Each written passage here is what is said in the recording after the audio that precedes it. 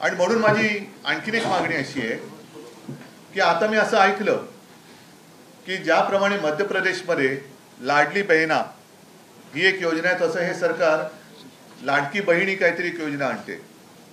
माझं म्हणणं आहे जरूर आणा, लाडकी बहीण योजना आणा, पण तुम्ही आता मुली आणि मुलांमध्ये भेदभाव करू नका। लाडका भाऊ म्हणून पण आणा, लाडका भाऊ म्हणून पण योजना आणा आणि मुलींप्रमाणे मुलांना सुद्धा मदत करा। कारण एकूणच एवढी वाईट परिस्थिती आजपर्यंत महाराष्ट्राच्या नशिबात कधी आली नव्हती। मगाशी अंबादासजी आपण एक मुद्दा सत्ताधारी पक्षाच्या लक्षात आणून दिला की सध्या पोलीस भरती सुरू आहे। पोलीस भरतीसाठी 17,500 जागा असताना जवळपास 17 लाखाच्याही वरती तरुणांनी अर्ज केलेले आहेत। अर्ज केले तर केलेत, मात्र त्यांना ज्या काही सोयी सुविधा राहण्यासाठी कारण गावागावातून तरुण येत आहेत। माझ्या देशाचं, माझ्या राज्याचं, राज्यातल्या कायदा आणि सुव्यवस्थेचं पालन करण्यासाठी म्हणून, माता भगिनींचं रक्षण करण्यासाठी म्हणून जे तरुण पोलिसात भरती होऊ इच्छितात त्यांना सोयी सुविधा पण बऱ्याच ठिकाणी दिल्या गेलेल्या नाहीयेत। अनेक ठिकाणी जसं जोगेश्वरी येथे ब्रिज खाली ही मुलं झोपतायत, काही ठिकाणी झाडाखाली झोपतायत, कसलीही काही सुविधा नाहीये। तर मग ह्या सगळ्या गोष्टी जर का बघितल्या तर बेकारी वाढत चाललेली आहे आणि त्यांना कुठेतरी दिलासा जर देणार असेल तर तुमचं डबल इंजिन सरकार मी पुन्हा पुन्हा म्हणतोय, कारण त्याचे बऱ्याच वाफा तुम्ही आतापर्यंत सोडलेल्या आहेत। तर ह्या गळती सरकारने डबल इंजिन त्यांचं जे देश केंद्रात बसलेले त्यांची मदत घेऊन एक तर माझ्या राज्यातल्या शेतकऱ्यांना कर्जमुक्त केलंच पाहिजे। दुसरी गोष्ट, लाडकी बहीण जर का योजना तुम्ही आणत असाल तिचं आम्ही स्वागत करतो आहोत, पण लाडका भाऊ सुद्धा योजना आणा आणि त्यांना सुद्धा जसं तुम्ही माझ्या माता भगिनींना लाभ देणार तसं माझ्या भावांना पण द्या।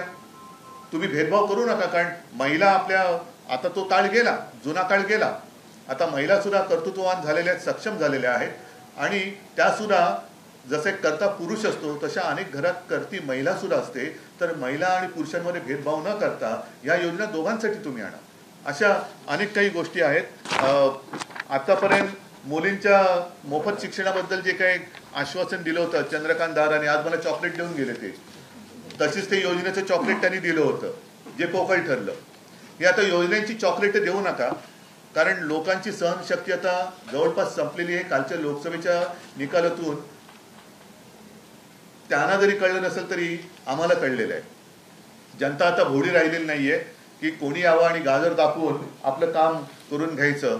तर या गोष्टी आता जुन्या झालेल्या आहेत। तर ही योजना आणणार असाल तर त्याची अंमलबजावणी, उद्या जर का काही घोषणा करणार असाल, जर कर्जमुक्ती करणार असाल, लाडका बहीण लाडकी, लाडकी बहीण लाडका भाऊ, दुसरं लाडकी बहीण आणि लाडका भाऊ ही योजना आणल्यानंतर कृपा करून त्याची अंमलबजावणी सुधीर मुनगंटीवारांकडे देऊ नका, कारण त्यांचं चंद्रपूरमधलं जे काही एक भयानक हिणकस भाषण होतं ते ऐकल्यानंतर अंगावरती असा शहारा येतो की असे मंत्री आपल्या राज्यात मंत्रिपदावर राहू शकतात।